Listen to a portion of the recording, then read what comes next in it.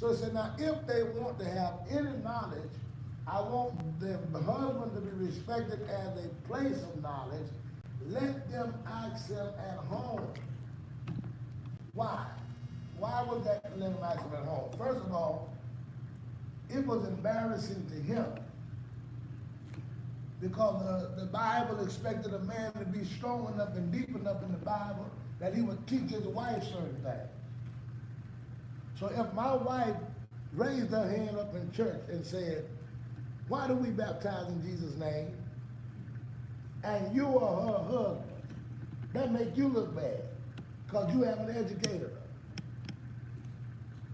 So I said, if you want to know anything, ask your husband at home so that it wouldn't make, and so that puts us at a position that we now need to be teachers in our home. We have to be teachers to sit down and give the word and give the scripture and lay it out there and become equipped enough to answer questions to them so that we can gain that level of respect, gain that level of honor. Most time our teaching and our things come in the midst of a clash. And so it's what's called preventive issues, preventive messages, preventive teaching. Amen. Y'all follow me?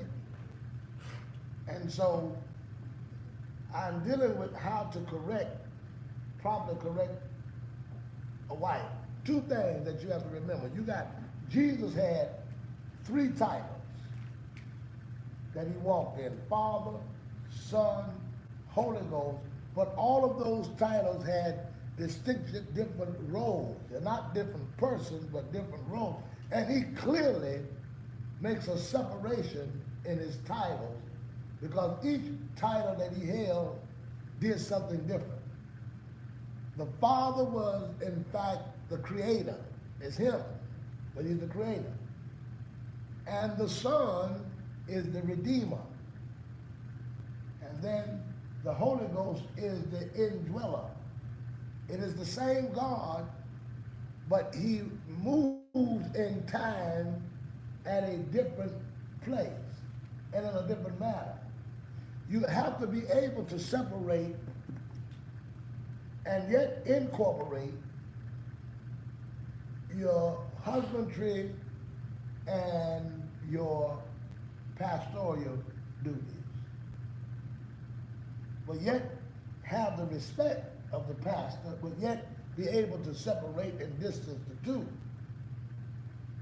And that's what allows us to now have a relationship. The relationship with the Holy Ghost is different than the relationship with the Son, although it's the same person. The Son comes to die. That's the role that he plays. The Son comes to die. The Holy Ghost comes to keep. And yet it's the same thing. And many husbands are hated or despised because they can't seem to do the difference. They can't seem to switch the roles and the responsibility when it leaves from church to home. Now when I come home, and the rules and regulations that I have in my house at home, those are my rules as a husband. But now, that pastoral teaching sets that rule. That spiritual position. So if she respects that spiritual position that you have, it automatically now allows her to see that husbandry position because she respects the pastoral position. See, when that pastoral position, let me give you an example, and this is what happened in Numbers chapter 12. Miriam and Aaron could not distinguish between a brother and a prophet. Okay? They couldn't distinguish the difference. Numbers 12. And Miriam and Aaron spake against Moses because of the Ethiopian woman whom he had married, for he had married an Ethiopian woman. And they said, has the Lord indeed spoken only by Moses? Has he not spoken also by us? And the Lord heard it. Now the man Moses was very meek above all the men which were upon the face of the earth. And the Lord spake suddenly unto Moses and unto Aaron and unto Miriam, come out ye three unto the tabernacle of the congregation. And they three came out. And the Lord came down in a pillar of the cloud and stood in the door of the tabernacle and called Aaron and Miriam, and they both came out. Now, where were they? Where were they at? Where's it? Let's read it again. Verse 4, read verse 4. And the Lord spake suddenly unto Moses and to Aaron and to Miriam, come out ye three,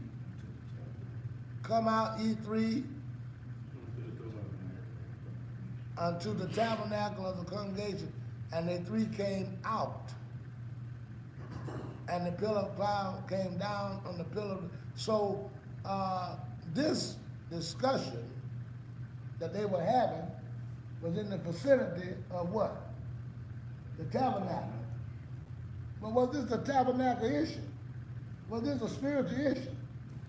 This is a family issue. Who you marry is a family issue.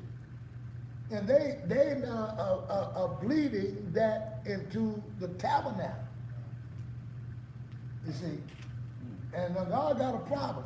I don't think it would have been as bad of an issue if they have left it in a family setting and a family discussion, not with disrespect. You know, in the pastoral realm, that's why you have to make that separation. In the pastoral realm, in the pastoral area, my wife does not have a voice in that congregation that's different from the women's voice. Any other woman in that church, her voice is not louder than any of them. She does the same equality. But in the house, she has some voice. She don't have the final say, but she has some say. And that's the difference. Is she has to know, and you have to know, that you can't bring the same church leadership at home. There are some areas in that house that she has some say. But she doesn't have the last say. And there's a difference between the last say and the say. So hear out. Let her say what you gotta say. And you still have the decision. But when we say, I don't want to hear that mess, I'm gonna do what I want to do. That doesn't get, because I'm gonna tell you a situation where God told a man, that now listen, I want you to do this, I want you to hearken to the voice of your wife. Our problem is we bring our pastorship home. Now, if I'm in the church and I say, we're gonna build a church over there and we're gonna build one in Carolina and Sister College, I don't agree with that. I think we need to, because that's the problem. Sometimes when the woman has the voice at home, she can't tell the difference between the church, and she want to have the same voice at the church as she do in the house.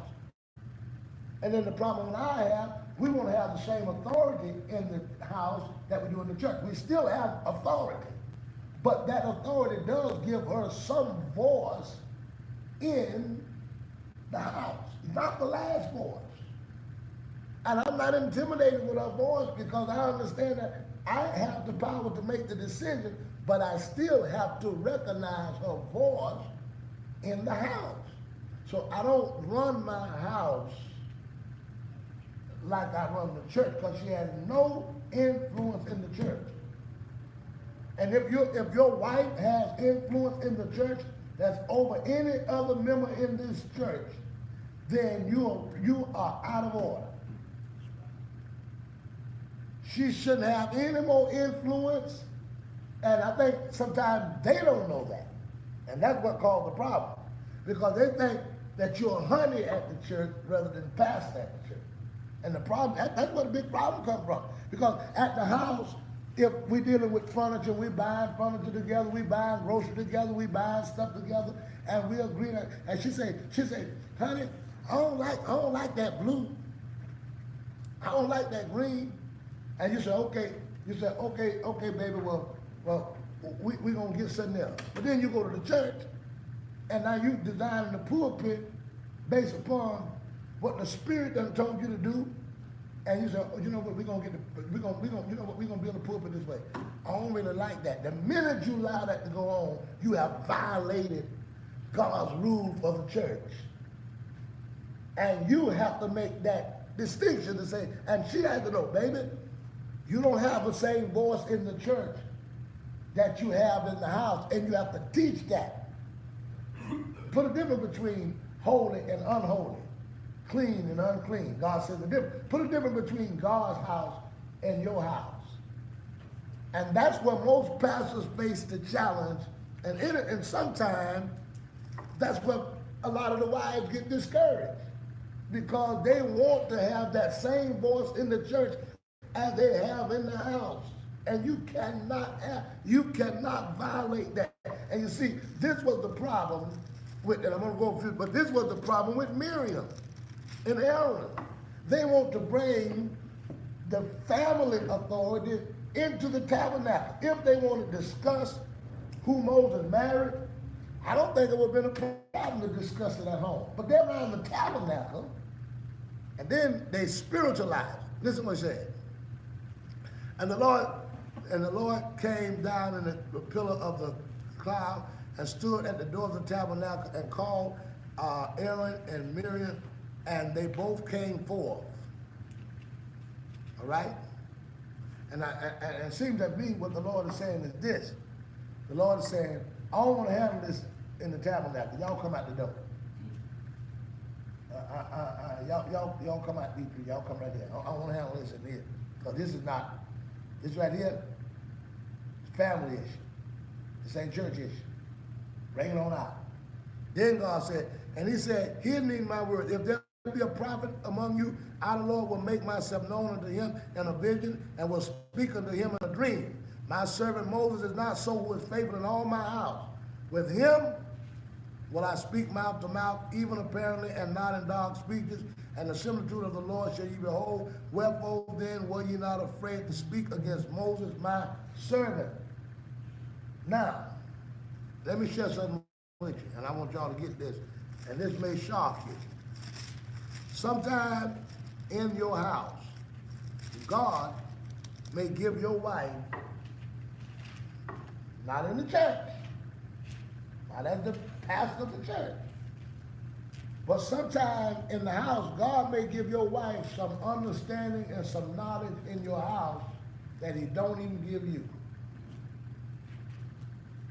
And that's shocking. And you have to recognize that sometime in the house that he uses the woman in the house.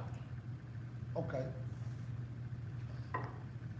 Let me give you an example of that. Rebecca. She has 2 sons. Right? Esau and Jacob. Who did God tell was going to be the blessed one? He told the wife.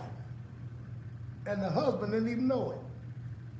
And what was the husband going to do? The husband was going to bless the wrong one. But the wife knew which one. Look at this. Go to the 25th chapter of Genesis. So as a man, it's important sometimes to hear the voice of your wife in the house, not necessarily to hearken to it, not necessarily to obey it, but you got to recognize it as a valuable voice in making decisions in the home. The difference is you can't bring that authority in the church. You can't run the church by your wife's dreams, by your wife's visions. He ain't never give no wife no dream or no vision to lead no church. If God want to deal with a church, he deals with the pastor. And the home is different because she has an invested interest in the home, but she has no authority in that church. And that's where men can't make the difference. And they want to bleed that over. My wife come to me and tell me she had a dream. I had a dream, something about him. I had a dream, something about her. Listen, Martin Luther King had a dream, and he gone. You have that dream, you go. Because God is not giving you the direction for his church. I recognize it, I hear it, I listen to it, but it ain't got no bearing on the church. Because I believe if God chose me to pastor the church, he's going to give me the direction from that church, and he's not sending no direction to lead the church through my wife. The home, she may have spiritual information that God has shared with her, just like he did when it came down to, and ultimately, the woman was right. Y'all agree? She was right. But it was in the home. And all God wanted him to do, listen to this very well, watch this. Now that's not to say that she had to dominate that home and have to rule that home, because guess what? She didn't go and disrespect her husband.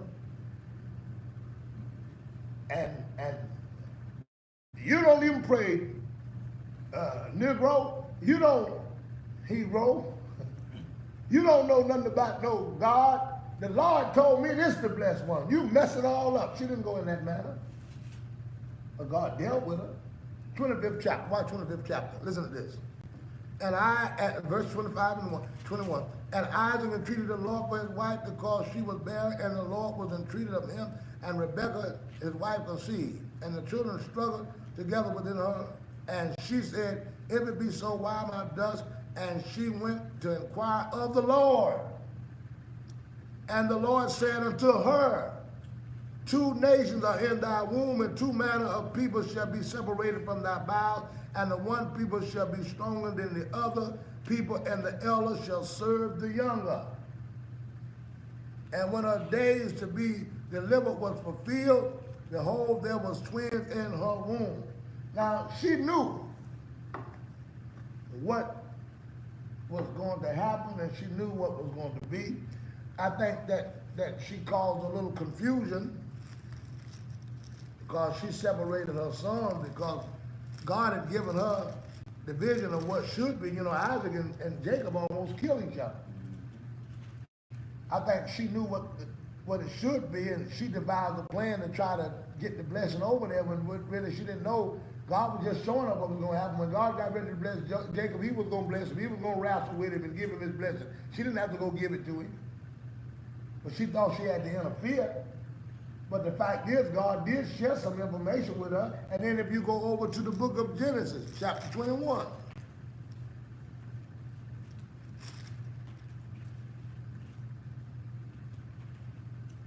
And 9.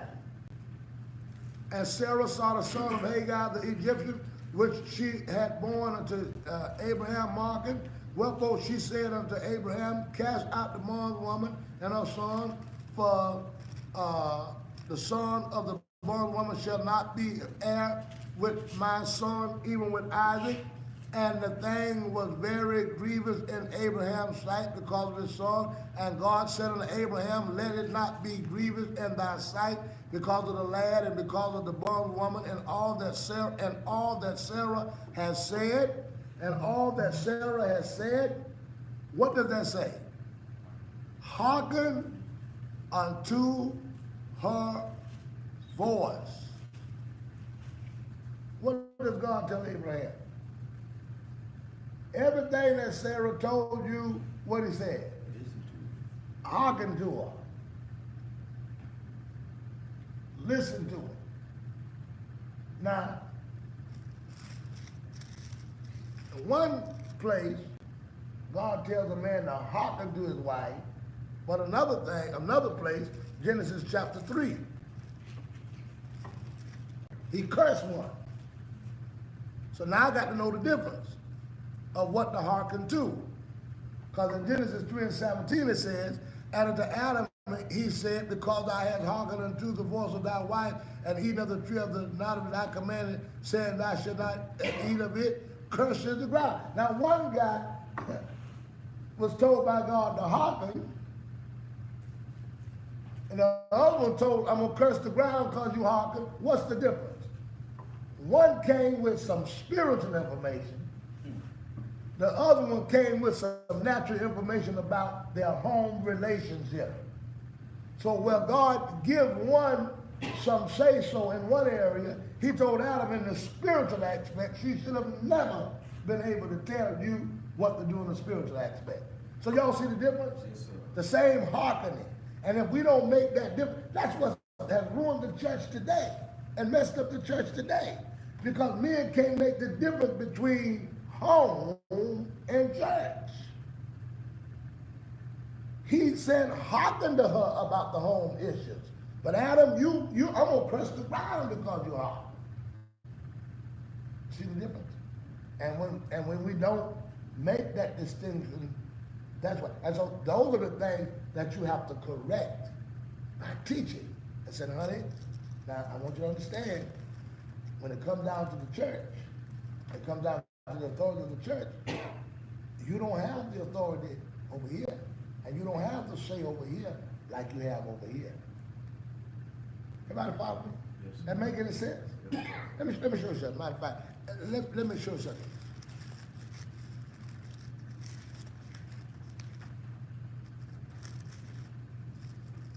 Go to 1 Timothy. Show you what she has in the house.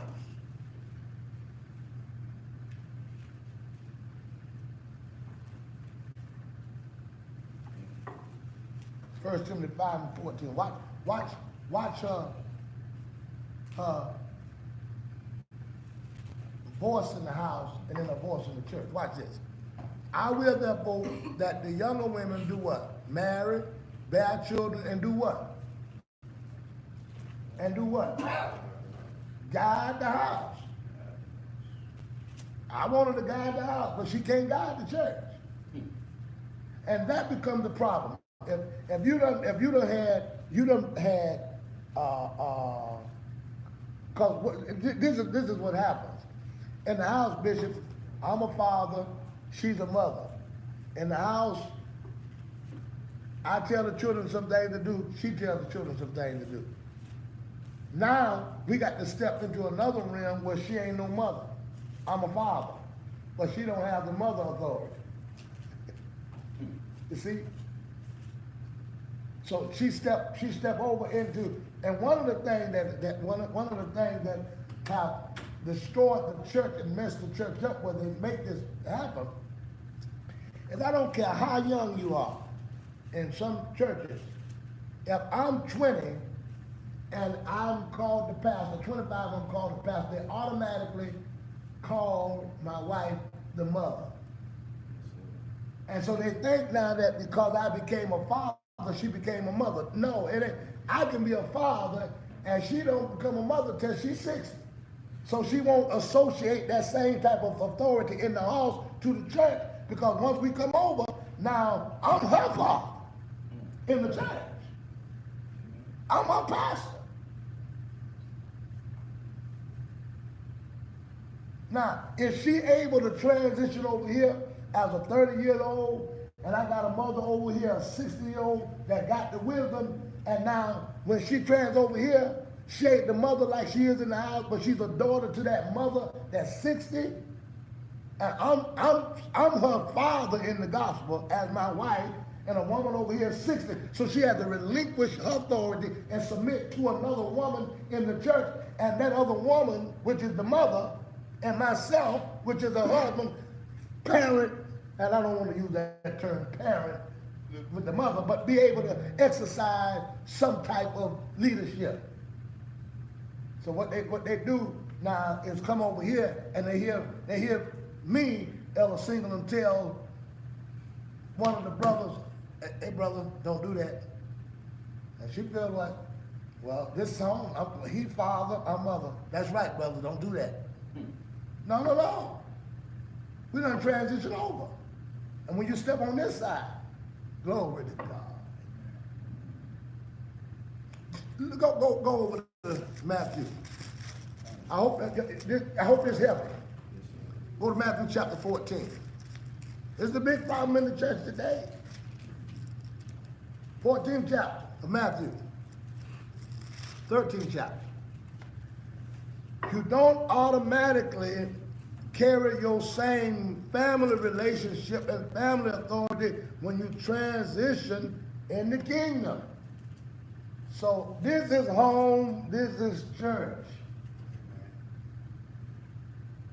Look at the book of Matthew chapter 12, and pastors have made the terrible mistake of letting the wife bring the home environment to the church. Matthew chapter 12. And so this is the thing that has to be corrected. 12 and 46. While he yet talked to the people, behold, his mother, his brother stood without, desiring to speak to him. Then one said unto him, behold, thy mother and thy brethren stand without, desiring to speak with thee. Look at the loss of relationship. But he answered and said unto them that told him, who is my mother? Who are my brethren? That's the way that I look at it when I come into church. Who is my wife? This changed up when we get over here. And he stretched forth his hand towards his disciples and said, behold, my mother and my brother. His disciples is all men. Yes, sir. And he pointed his hand over there and said, my mother and my brethren. You see? So, as we transition and we move over, because they have, and let me tell you, it's torn up a lot of churches. It's torn up a lot of churches because they can't make that transition. It's torn up. I mean, messed them up. People don't know who to obey. The pastor or the wife. They don't know who in charge. The pastor or the wife. Just going around everywhere telling everybody in there. I mean, they got authority. They just going around telling folk, telling men, y'all ain't got church started yet. Get on over there. You need to get down. No. When you step, I'm gonna show you how much God respects his order and how things change when it comes to the spiritual realm. Joseph was not the biological father of the Son of God. But everything God did, he worked through Joseph. Everything. Because they done transitioned into something spiritual. Look at this. Watch Matthew chapter 1. Now the birth of Jesus Christ was on his wives, when as his mother was espoused together, before they came together, she was found with a child of what? The Holy Ghost. Then Joseph, her husband, being a just man, was minded to put away privately. And while he thought on these things, the angel of the Lord appeared unto him in a dream, saying, Joseph, thou son of David, fear not to take unto thee Mary thy wife, but that which is conceived of the Holy Ghost, and she shall bring forth a son, and thou shalt call his name Jesus, for he shall save his people from their sins. So all this, God naming him and calling his name, God respects the order that he set and works through Joseph. Now all this was done that it might be fulfilled what was spoken by the Lord. Behold, a virgin shall be with child, shall bring forth a son, thou shalt call his name Emmanuel, which being interpreted God was. Then Joseph, being raised from his sleep, did as the angel of the Lord had bidden him, and took his wife. And he knew her not until she had brought forth the firstborn son, and called his name Jesus. So look at the respect and order that God has. Mary didn't wake up and say, I'm pregnant and I'm gonna have a baby and his name gonna be Jesus.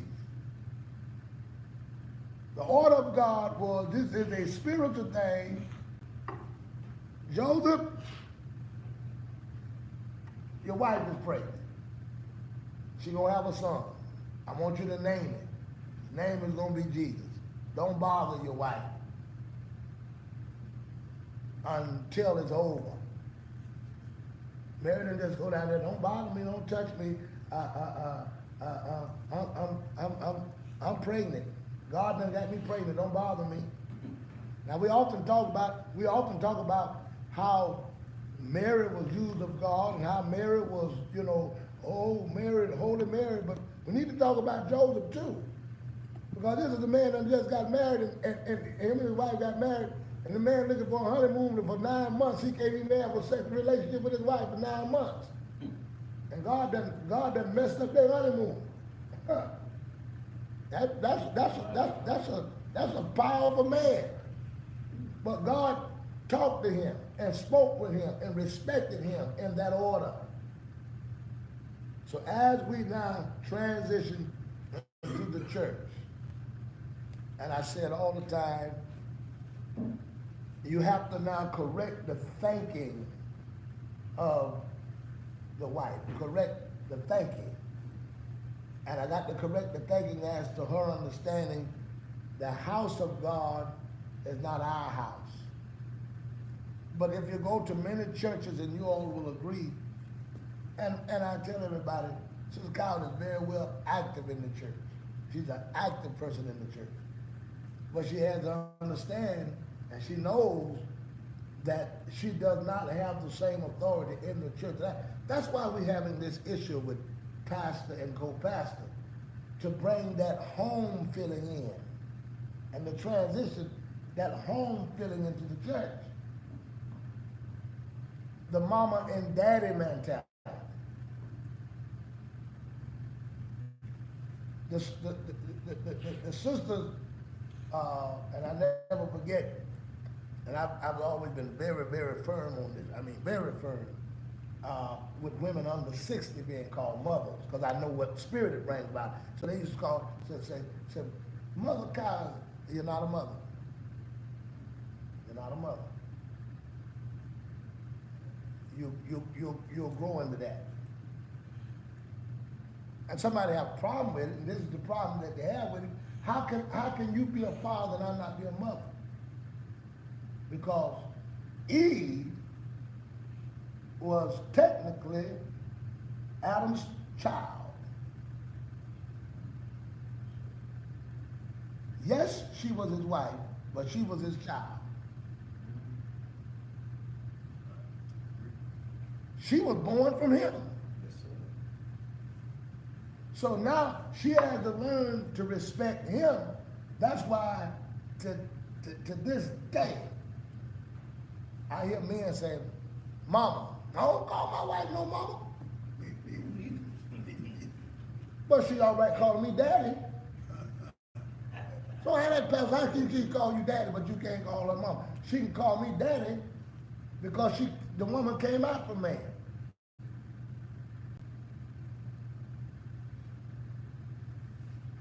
But and what is God trying to teach? I have to teach that there are responsibilities that I have. I mean, there's authority that I have that she doesn't have. And the Lord is trying to teach that in the house so that it'll flow properly in the church. And so you have to teach that. You have to teach that. My sister God and I, we used to have issues and problems, and I'd say, all right, honey, that's enough of the conversation. And I said it like that. Previously, I didn't say it like that, but as I matured, I said it like that. And she said, well, I got something else to say. I said, wait. I said, listen. I said, now, you got to say, but I have the last say. So once I finalize what I'm saying, and it's hard to get this teaching in the church, but once I finalize what I'm saying, then to say anything after I have put down the rule and put down the decision, once I've done that, then I don't no longer have the last say. So you allow your wife to have the say, but you have the last say. If that can be put in its proper perspective, there's nothing wrong with her, again, giving her thoughts, giving up things, and then you value that. But to be able to properly teach it in the church, and I don't know, and I think you guys will feel the same way. I'm almost disgusted with the way that the church has evolved in the day and time that we live in now, into more of a family, mama and daddy, husband and wife mentality in the church that equalizes the woman and the man as the same authority in the church. And so rather than having a pastor mentality, it's a mama and daddy mentality. And God ain't never had that. You don't see that foolishness in the church, in the Bible. In fact, all through the Bible, I want to show you something. If you go all through the Bible, look in the scripture. Go back and watch. Now these women bad, these women had, and look how in Genesis chapter 4, 5 and 1. This is the generation of Adam in the days that God created in the likeness of him. Male and female created them and called their name Adam in the day when they were created. Watch. And Adam lived 130 years and begot his son in his own image, after his image, and called his name what? Seth. And the days of Adam after he begat Seth was 800 years, and he begat sons and daughters. And all the days of Adam lived were 930 years, and he died. And Seth lived 100 years and 5 years, and begat Esau. You know, what do you see missing? Anybody see that missing? The women in Genesis chapter 5, those women are not mentioned in the birthing process. Why does the Bible go through all this? This begot that begot that begot that one begot that, and this one begot that, and that one begot that. And them women labored more in having the children than the men. They focus more on the man as the begotter than the woman as the birther.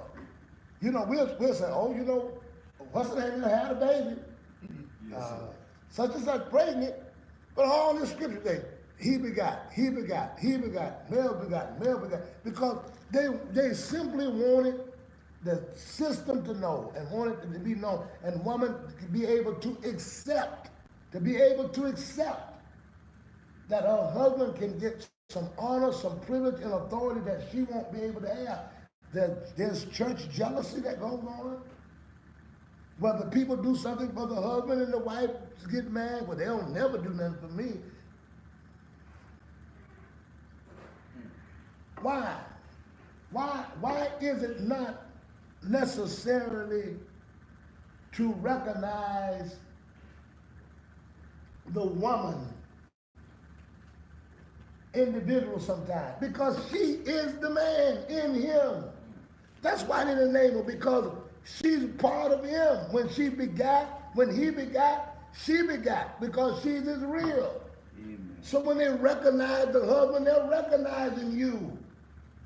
But you can't get that in there, you can't get that. If they don't have appreciation for her and appreciation for him, if they don't bring her a car and him a car, I worked it just as hard as he worked. If they don't do that, that's that mentality.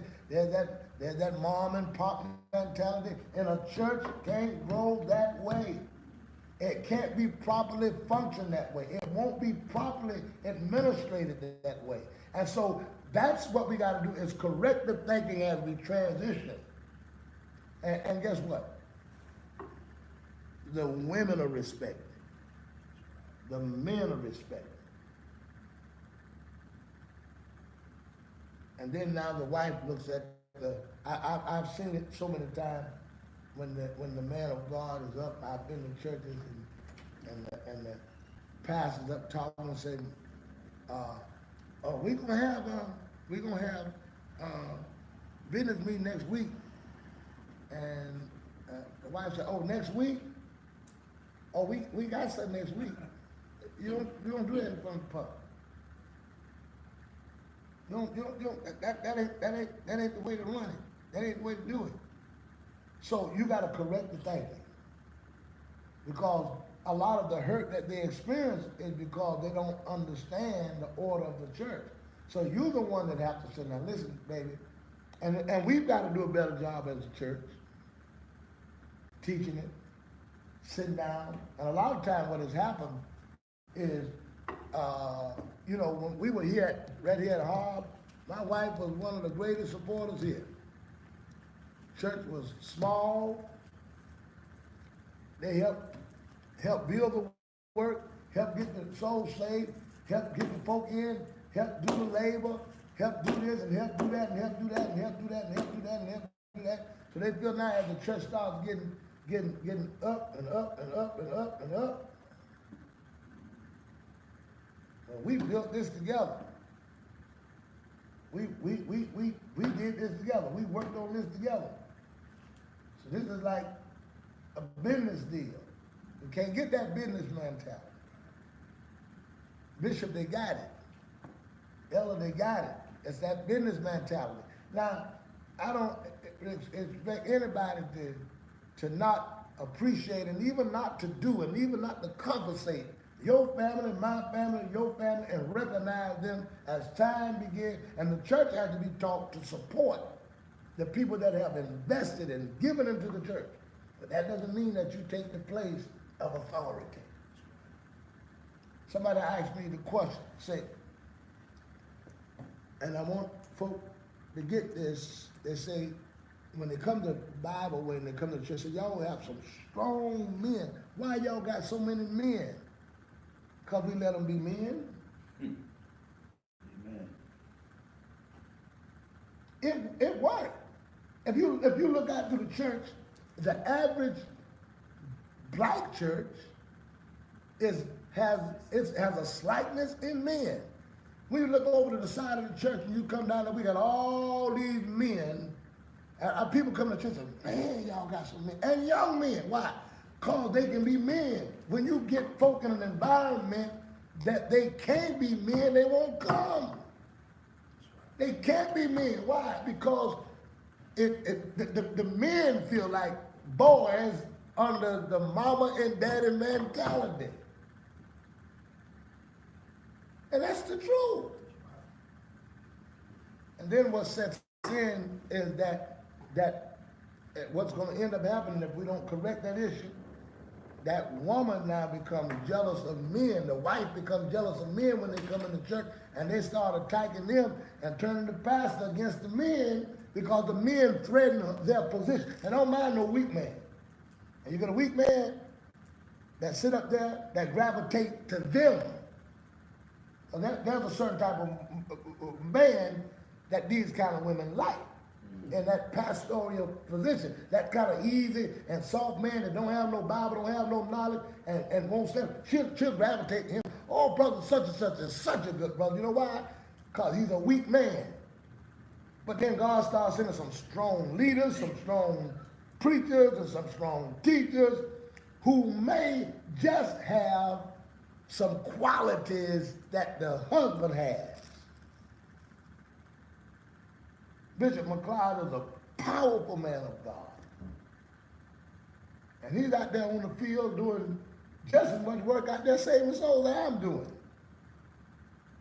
Now, my wife see him coming in and folk gravitating to him and liking Bishop. Then her mind is either Bishop Brooks Shaw and Bishop Shaw. Her mind is, oh, we build this together. We got this together. They starting to like Bishop McLeod. They're going to like him, and they're going to push me aside. Men start getting saved in the church. You know it's the truth. And they start fighting the men and killing the men and pushing the men back. And then they get in what they do, they get in the man's ear. I seen it, Bishop, good leaders who hurt people like you. Good leaders who mess up people like you. Why? Because the wife get in the ear and now she want to find something. I think he was talking about you when he was preaching. You got to watch him. There's a spirit on him. He trying, and guess what? That man who's weak buys into his wife's insecurities and start pushing men away and pushing men away, and then the church don't grow. This has become a stronger organization because of you. This has become a more blessed organization because of you, because of folks like Bishop Brooks Shaw. And that's really, I'm trying to get this, I got preachers listening everywhere, but that really has got a bumper again. That's really the fight we have today in the church. Is the fight we have in the church today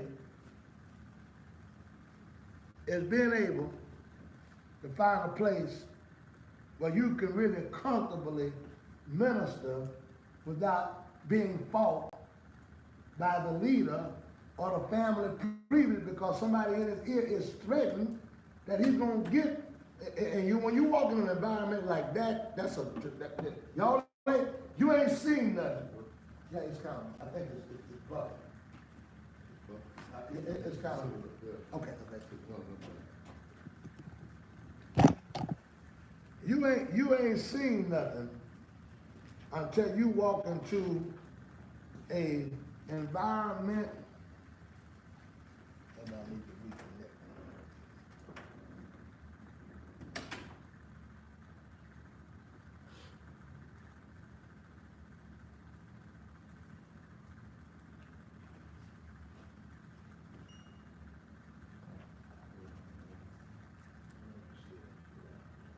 Oh, yeah, you got another Wi-Fi.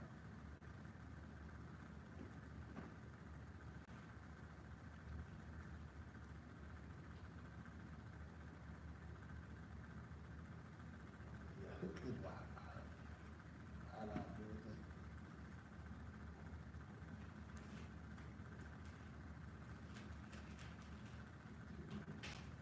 Just say something. You gotta get another chance. Until you go looking for it, I'll get it. You have that, and where that house back there, the way it goes, like,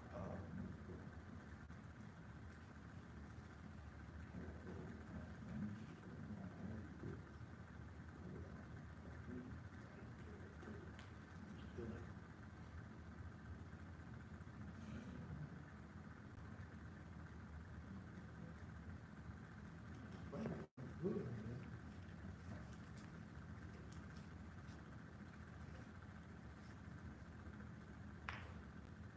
Time is it, brother?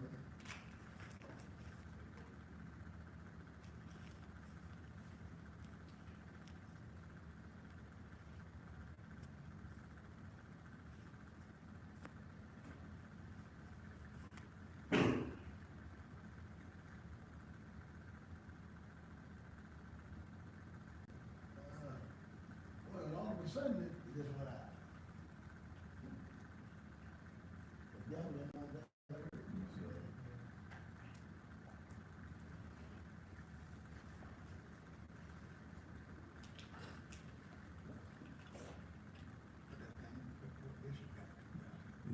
He's got Facebook and he's got YouTube. They're on both? Okay, well, we'll just go from there. I just wanna make sure that we, effectively get it out. What's that? Oh, okay.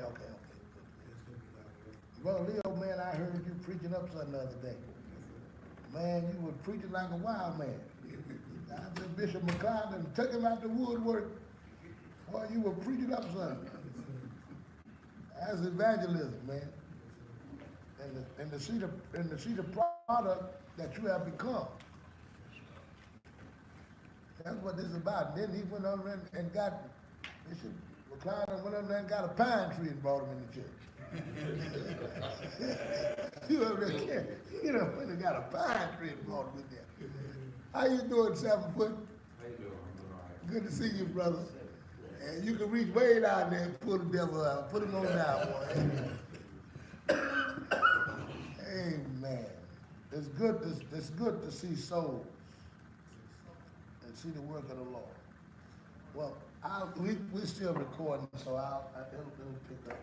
But what I was saying is you know, and it's so important that we get this structure in line, because it can be detrimental to the church's growth if we don't necessarily line it up. And I think some of the insecurities that we deal, and these issues that we deal with, the wives and all fighting for authority, some of those things have to deal with their wondering what the future holds for them and what their future aspects is, or what happened. And I think, you know, we have to secure as leaders, you know, when you think about, I've given all my life to ministry. Many of you brothers here may not have done so. You know, you all have come. How long have you been pastoring Bishop McLeod? Since 2002. So a good while. And you've been full-time a good while. You know, the ministry becomes a support. And that wife, sometimes the wives are looking at, well, man, that's my only means of support. My husband, you know, my wife, she works at the church. I'm employed by the church, you know. And that woman is looking and said, if anything happened to him, I ain't got nothing to, you know, I'm out. And so that's where the church has to come in and to be a secure place. Women of God who have served beside their husband have worked and labored well, they deserve to be compensated and helped and taken care of in the end, but not to pastor, not to put themselves in positions that authority. So that's where the church, and this is one of the things that we're doing with the Jesus Camp. I've been meeting with them every week, because my desire for the Jesus Camp, and I'm meeting with them, creating an executive board. The Jesus Camp was purchased to be operated by the women's department. They were supposed to get that and operate it and be in charge of it. And I offered them that, and they were supposed to take it. They didn't take it and do what I wanted to do with it. So I grabbed first ladies outside of the organization, like Sister Wilson, Sister Upshaw, and I got Jackie, my cousin, and then there's another one I got, Sister Drika. And so what they were supposed to do is they were supposed to take the Jesus Camp, run it all year, have that place used year round, and the money that's made from that Jesus Camp is used now to give salaries to pastors who have smaller congregations. Now, can you imagine all year long that Jesus Camp is booked, and the money that's raised for Jesus Camp, if you got 50 members and you got 20 members, you got 10 members, the money that's raised for Jesus, and what we would do as an evangelistical incentive, and you think about this. So Ella Wilson, say you pastor and you got 25 members at the Jesus Camp. 25 members in Atlanta. Each year when we come together for the November meeting, we'll have a set amount that a pastor is paid from the Jesus Camp based upon the membership. So say you got 25 members, the pay of the Jesus Camp for the pastor is $250 a week. But if you come back the next year and you got 50 members, then your salary double. And so that would allow evangelism to be promoted, because I believe the fish got the corn in his mouth. So now that would allow that, and all year round. And so based upon, if you got 100, then the Jesus Camp send out a check each week. And so these women are working on a plan. I think some of those things are the insecurities that wives have. You know, right now today, if I die or you die, now I've got a whole lot of things that I've laid with. Well, where will my wife be? What will my wife have? And she's quit her job, and my wife quit her job years ago to support me in ministry. So they do have questions that are valid questions. And that's why we have to put things in place, because you know folks say whatever they want to say, but some of them don't like you, and when you die, they don't like your wife and nobody else, they're going to treat them like the devil. So that's why we have to put something in place, because we need to really understand the nature of why we're seeing so many women pastors and women. Some of these women don't want to be pastors, but they know I got to take care of my house. They ain't got nothing else. And now, guess what? Guess what? All right? I have given over half of my life to the church. If I died at 60, I died at 70, my wife can't go out there and get no job at no 60 and 70 years old and work. And your wife shouldn't have to do the same thing when we given our life. But people are not going to put that, you know, that new leader come in, that new pastor come in, he can think about your wife and your children, he think about his wife and his children. So we got to have something laid out, and we got to, in this meeting, have something laid out that will take care of, because we've got to learn how to solve problems. The problems in the churches today is women going into pastoring, but all women are not going into pastoring because they want the authority. Some are going into pastoring because they want their house and their children, and they're 60 and 70 years old, and all they've done is followed their husband up and down the road and minister, and that's been the main. So, and you know, a lot of us can't save because every dime we get, we point it back in the church. So there has to be money that's in line to compensate if a pastor dies. You know, you put yourself in this position. Bishop McLeod has pastored 40 years of your life, and something happened, and the only source of income in your house has been the one that you had from ministry and passion. And all of a sudden you die, your wife got a house, your wife got a car, no income coming. So guess what them women do? I feel like God calling me the pastor. Why? She ain't calling no pastor. I need some money to take care of my family. This man has been preaching and driving me all over the road, and I done quit my job, and now he's dead, and I ain't got nothing. So that's why we got the Jesus Camp, because and that my goal in getting the Jesus Camp was not to get the Jesus Camp just to be somewhere to go, but that was to compensate. So I put these women in line and put them in place and lined them up to take care of the Jesus Camp. And we're creating the Jesus Camp Executive Board, and with the Jesus Camp Executive Board, the minister's wife will be over the Jesus Camp. They'll be the one that, and we were able, through the Jesus Camp, to at least give the first pastor his salary. That's why I had Ella Singer to go up there, because now he gets a salary from the general church. The Jesus Camp is not bringing in the funds that it should. He gets a salary from the Jesus Camp to be able to pay him. And if we had that Jesus Camp running all year, and this is the way that I want it to be ran, so that we can be able to use it effectively. And then pastors could promote people going to the camp. That was my vision in buying. That's 40 acres. That my vision in buying that was whether you had 20 members or 30 members or 100 members, and we keep it from the pastor sitting there being lazy and not preaching, because every year we get reevaluated. So when we come to the convention, and the bishop will get together and we'll discuss setting the salary. Now, I got 3 in line now. I talked to the executive board that we're putting in place, and I got 3 pastors, and I got your wives working on the executive board of the Jesus Camp, Sister Wilson, Sister Upshaw, and who else is it? One more pastor's wife, Minister Nick.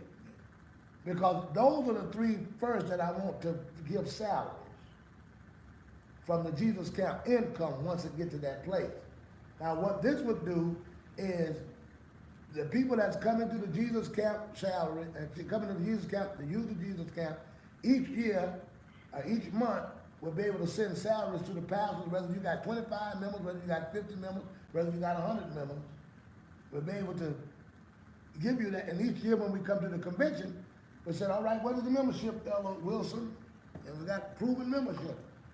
Well, and I'm just gonna use a number, all right? Well, you got 25 members, that's $250 a week that's coming from the Jesus Camp, not from the church. Because the church, the local church is too small to support. But the Jesus Camp, with everybody using that year round, we say, all right, well, you're gonna get $250 from the Jesus Camp per week, because you got 25 members. And the next week, the next year, you come to the General Assembly, say, well, we got 50 now. Well, what? Your salary increased to $450. And all that's from the Jesus Camp. That doesn't touch because these are the things that we're gonna have to do to protect the church from those, and the two things, to protect the women who are married to ministers, and then to protect the ministry from those who feel like they have to go into some type of pastoral or leadership position because they're insecure about how they're going to be taken care of if something happens to their husbands. That's very important. And I feel like those are preventive measures. And we can sit around here all day and talk about, you know, and I don't know women pastor. I agree. And that's Bible. But everybody's reason is not the same. I've given all my life to the church, Bishop. I'm almost 50. I've given all mine to the church. You've given all yours to the church. And it is important that the church look out for these issues. So let's work on corrective thinking and teaching this corrective thinking to our families, teaching this corrective thinking to our wives about the concept of what the church really is and showing the difference. Let's respect their voice in the house. Let's respect it in the house. A wife has a voice in the house. I mean, I can show you all over the Bible. I showed you two. So let's respect their voice in the house, and then let's give them the proper use of their position in the church. I think that will be able to help us. I think that would be able to help us. And so we got to go back and do some teaching. We got to go back and give some, and another thing that happens that makes it more difficult is this.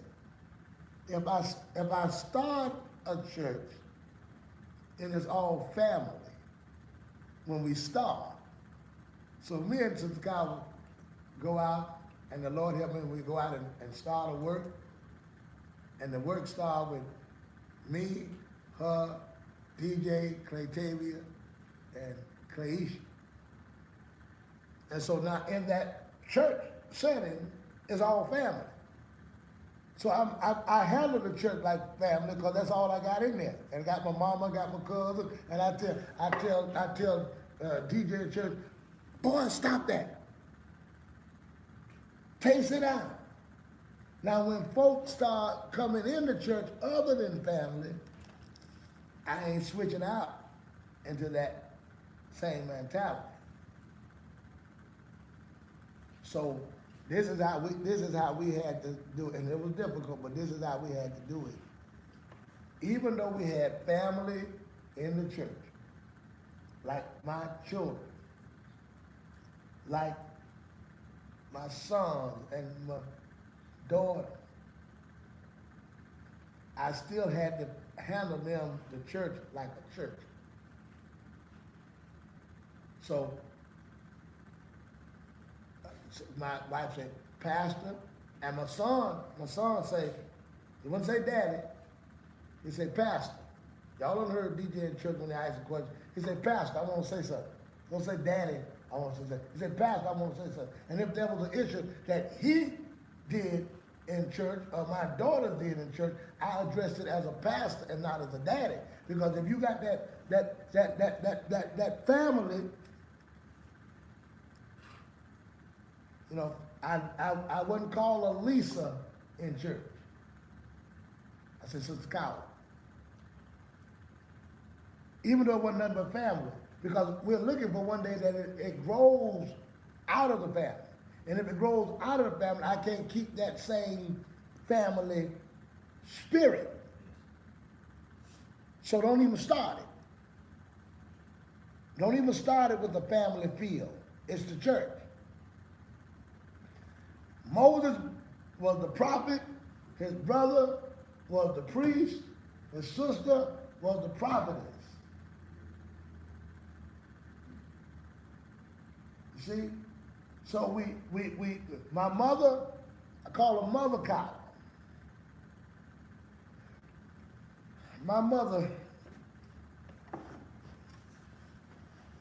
about 37 years ago, made the decision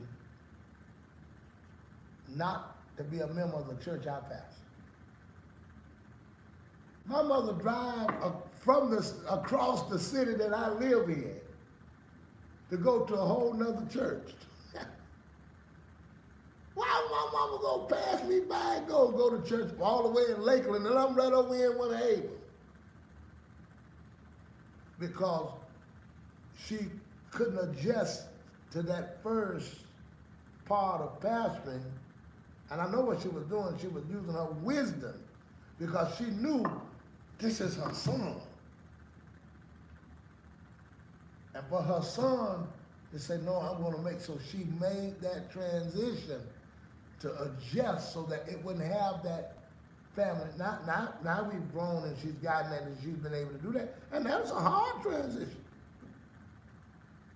To have your son that may have to rebuke you, say, Mom, that wasn't right. That was out of order.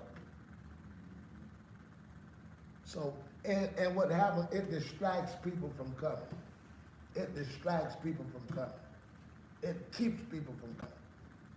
So y'all get that family atmosphere out. Don't discriminate now.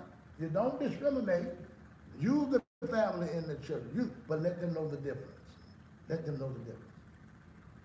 And it'll make a great difference. It will. Any questions? Any questions? Any questions? Yes, sir. I don't think it's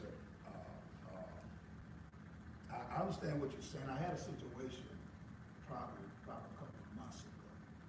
And I understand how you said to divide the home from the church. And we had to go to, I think I told you about it, we had to go to, it was having something from my mother-in-law and Sister Wilson was coming up. And her and Sister Carolyn, they was talking, about when they were going to come and this and that. And I was walking by, and the time that I walked by, I heard her say, I heard my wife say, well, we won't be here then, we may have to reschedule what? And I couldn't, it happened so fast, I just couldn't say it calmly. Mm-hmm. I said, that ain't got nothing to do with you, my job is here. You ain't got no say so over none of that. And the way she looked at, and I wasn't trying to disrespect in front of the people that was on the phone, but I was telling them, that just, I couldn't, what I'm saying, I couldn't adjust to say, hey, cause it was like, it was a moment just like that. So was I wrong in Well, in the scenario that you're giving, let me make sure I get it right. So your wife is talking to another. She was talking to Sister Wilson, because they came up to do the work. Uh-huh. So they was having a conversation, okay. And then as I was coming by, going to the room to get something to get back on the to help them, what I was doing out there, she was telling them we wasn't going to be there in the time that they would come. Wasn't going to be where? We wasn't going to be to the camp. We was going to be to Alabama. So when I heard that, I said, hold on, first of all, you ain't got no say so over that. Now, did she know that y'all wasn't gonna be there? Who? Based upon what you had said? Did who know? Your wife. Did she know that y'all weren't gonna be at the camp based upon what you had previously told her? We were gonna be on the camp as in. Right. So your wife told the sister that we won't be there. Yeah, that we weren't gonna be there. That y'all weren't gonna be there. But had you already told her y'all wasn't gonna be there? No, I ain't said nothing. You didn't know? No, my job is at the camp. It wasn't no, that's No, let me give you an example of what I'm saying. So your wife said to the other brother wife, When she said, we're gonna, say, the wife said, They we're was gonna, coming to we're do the gonna, work. we're gonna come to do the work. Right, And your wife said, well, we may not be here. right. We may have to reschedule that. We might, well, You know. well, no, she definitely was out of order. So I just didn't. Because, one, that's your job. Right, Two, she shouldn't speak for you. right. She shouldn't speak for you. Her job should have been, let me go and ask Pastor and see what he's planning on doing. And that's what and I what told he gonna say. Yeah, that was the job.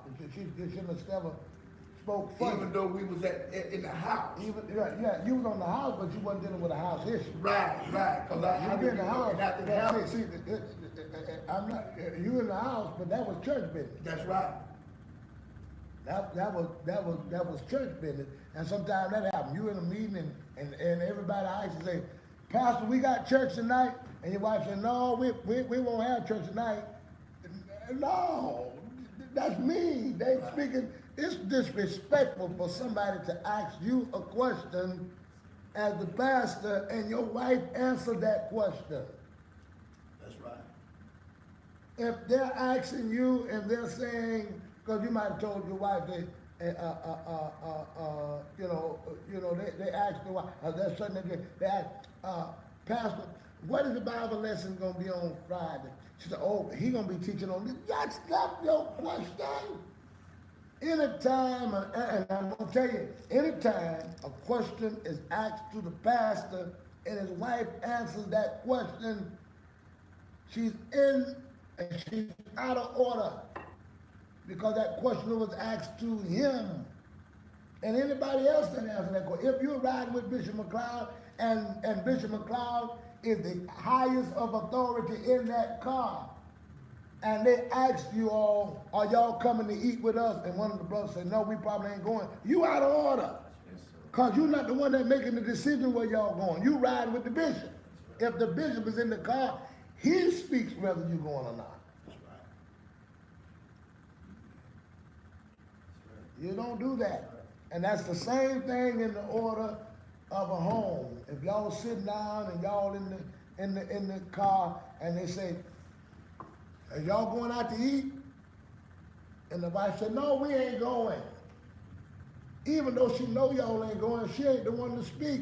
You let the one with authority speak. That's protocol. The one with authority says, the husband says, no, we won't be going. That gives you that respect. So you always honor that. You always respect that, and that's part of the problem. You know, we sitting in a church setting. And what color we gonna paint? What color we gonna paint the building? We gonna paint it blue. Pastor said we gonna paint it blue. No, ask pastor. Even though you know, ask pastor. We've got to get out of it. We got to make sure, and I think there's a level of protocol that has to be taught. And these are some lessons that we have to have. We got to have some protocol lessons to family, protocol lessons to the children, protocol lessons to the wives, protocol lessons, because this is very, very, very, very important that we don't bring that same structure.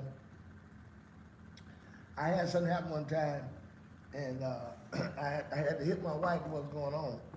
I give her, I understand what's going on. They came and asked her, say, hey, are we gonna have church tonight? You know, we're gonna have church tonight or not? And my wife said, well, I don't know. Knowing Pastor most time he is gonna have church.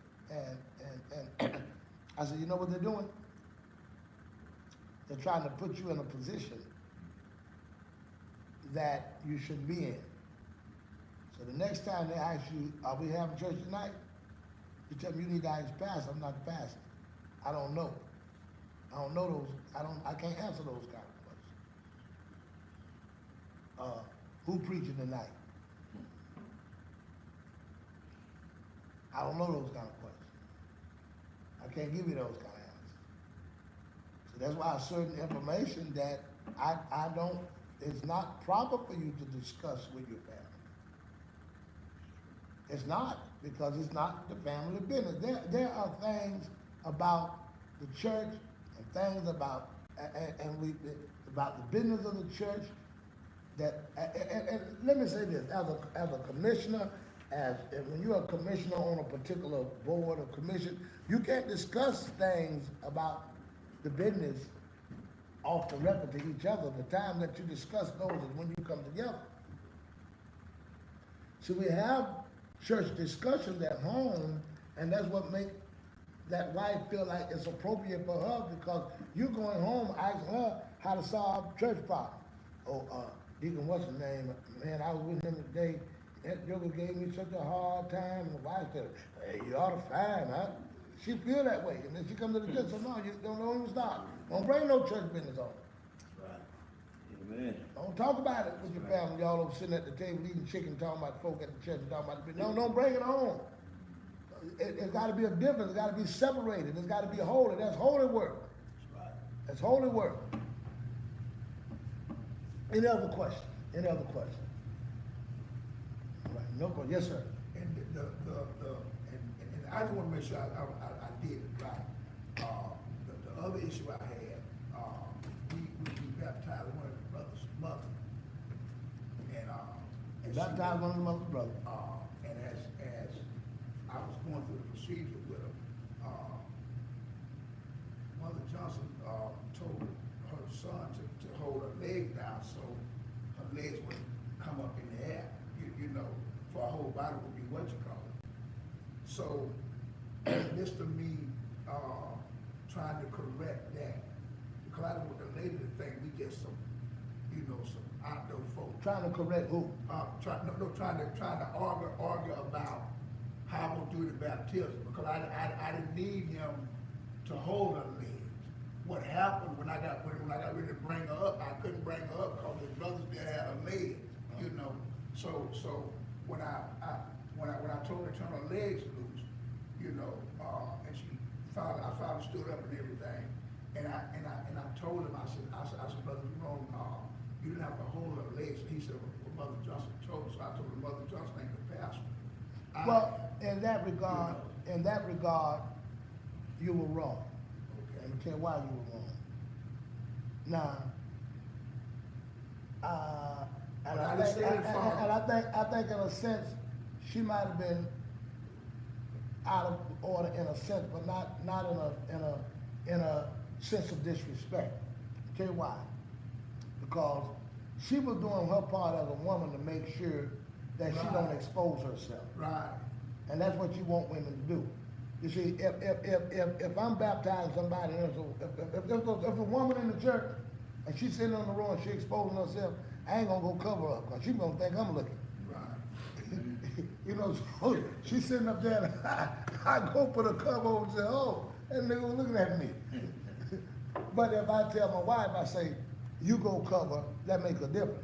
Now, where the problem was with her, your problem was, with her was, she should have done it, rather than telling that brother to do it. She's a woman. Right. She should have been the one, unless her hands was occupied, unless her hands was full, she should have been the one as the woman that went down and say, I'm gonna hold her leg. But then you gotta consider her thinking. And that's what I'm. Her thinking might have been, well, I don't wanna get involved because I don't want them to think I'm trying to help baptize them. Right. Right. That could be one. And then her thinking might be that because it's her son, then he will feel comfortable covering his mother. Go ahead. So I didn't do it, and like I was saying, I didn't say nothing in front of nobody. What I did, I pulled her to the side and I said, Mother, I understand why you did what you did. You know, I say, cause she said, you know, that's how we do. You know, we do it at the temple like that too. I said, Mother, I understand everything you did, but what I don't want to happen, I don't want people to every time we something happen to depend on what you say, Right. versus what I'm teaching them. Cause I spend time with him doing different things, you know, and it just I didn't know how to. I didn't say it in the midst of everybody. I just pulled her off to the side and just, you know, and the expression that she gave me, I wanted to know it should have been a better way or? Well, let me give you an example. Let me give you an example. Not in a dominating, It wasn't nothing like that. I'm gonna show you how Jesus utilized the women, and it wasn't in a dominating way. He said, "Go tell my disciples that I'm going to go to Jerusalem and tell them to meet me over there in Galilee. Tell them to meet me." So those women went down there and told the brother, "Say, the Lord wants y'all to meet him in such and such." They're not walking in a place of authority. I think in her case it's being helpful. Right. And I think now what you have to do is teach a order of baptism. That didn't deserve a rebuke. Right. That deserved instruction. But that's what I started teaching, but I didn't, you know, I And didn't then the appropriate time, not to embarrass her. well, that's why I didn't do it, I thought it was way before. And that's why you know. that's why it's good then you take her to the side. Right, that's what I did. A rebellious spirit needs to be dealt with different than an ignorant spirit. Right, Ignorance needs to be taught. Rebellion needs to be rebuked. right, Yeah, ignorance is taught, but rebellion is rebuked. Because when you're rebellious, you know. When you're ignorant, you don't know. So you correct ignorance by teaching. You correct rebellion by rebuking. right. That's how you deal with it. Any other question? So know the difference between a rebellious spirit and an ignorant spirit. No other question? No? All right, what time is it?